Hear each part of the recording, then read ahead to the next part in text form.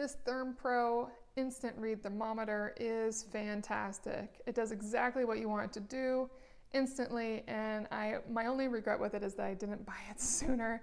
I was using one of those slow thermometers forever, and this thing works immediately. It's telling me the temperature I have in my home right now, and let's say I want the temperature inside this orange. Just stick it in there, and it'll immediately adapt to the temperature inside the orange, which is pretty entertaining. I don't think we need to know the temperature inside here, but as an example, that's how it works.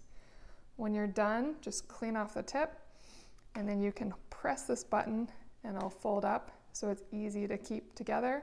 And then when you're ready to use it, you just flick it out, comes right back out. And if you need to, you can just hang it, and this is great for when you're using it often, so the drippings just keep coming off the end so it stays clean, or more specifically, so you don't damage it as you're using it often. And when you're done, you just stick it in your drawer. Now, this piece right here that's showing the temperature will turn off automatically on its own, and when it's off, you just hit this button to turn it back on.